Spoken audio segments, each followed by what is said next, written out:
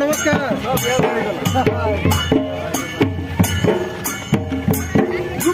জিন্দাবাদ জিন্দাবাদ জিন্দাবাদ জিন্দাবাদ জিন্দাবাদ জিন্দাবাদ হিমন্ত বিশ্ব শৰ্মা জিন্দাবাদ জিন্দাবাদ জিন্দাবাদ হিমন্ত বিশ্ব শৰ্মা জিন্দাবাদ জিন্দাবাদ জিন্দাবাদ রূপেশ গোলাম জিন্দাবাদ জিন্দাবাদ জিন্দাবাদ রূপেশ গোলাম জিন্দাবাদ জিন্দাবাদ জিন্দাবাদ গৃহমন্ত্রী রূপেশ গোলাম জিন্দাবাদ জিন্দাবাদ জিন্দাবাদ গৃহমন্ত্রী রূপেশ গোলাম জিন্দাবাদ জিন্দাবাদ জিন্দাবাদ হিমন্ত বিশ্ব শৰ্মা জিন্দাবাদ জিন্দাবাদ জিন্দাবাদ হিমন্ত বিশ্ব শৰ্মা জিন্দাবাদ জিন্দাবাদ জিন্দাবাদ এসিএম জিন্দাবাদ জিন্দাবাদ জিন্দাবাদ হিমন্ত শৰ্মা জিন্দাবাদ জিন্দাবাদ জিন্দাবাদ এসিএম জিন্দাবাদ জিন্দাবাদ জিন্দাবাদ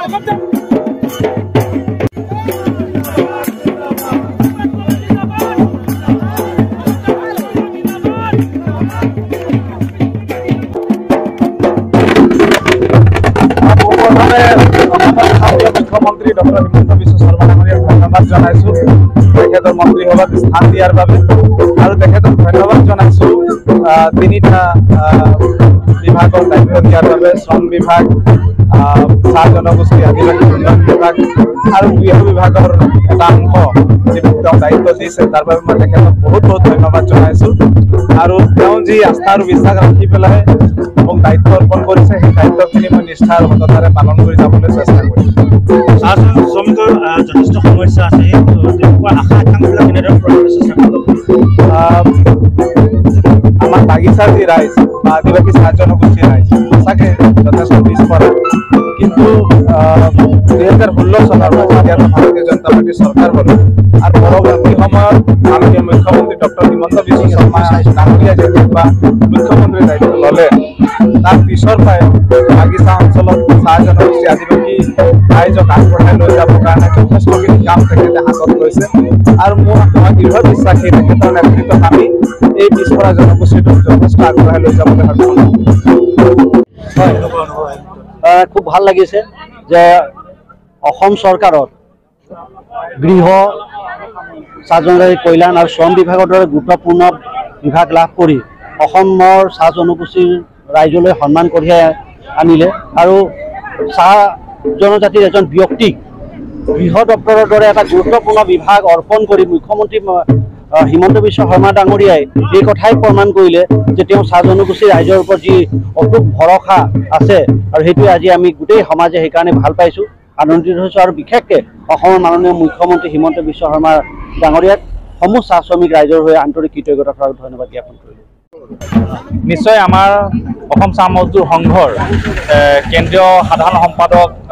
শ্ৰীযুত ৰূপেশ গোলা ডাঙৰীয়াক আমাৰ অসমৰ মাননীয় মুখ্যমন্ত্ৰী ডাঙৰীয়া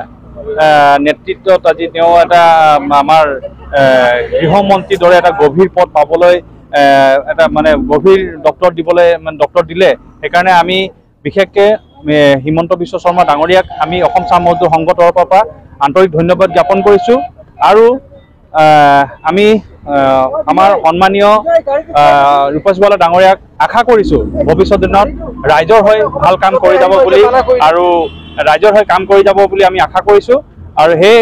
লৈ পেলাই আমি আন্তৰিক শুভেচ্ছাও জ্ঞাপন কৰিছোঁ আমি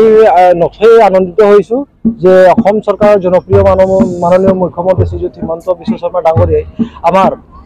অসম চাহ মজদুৰ সংঘৰ সাধাৰণ সম্পাদক তথা ডুমডুমা বিধানসভাৰ সমষ্টিৰ বিধায়ক ৰূপেশ গোলা ডাঙৰীয়াক ইমান গুৰুত্বপূৰ্ণ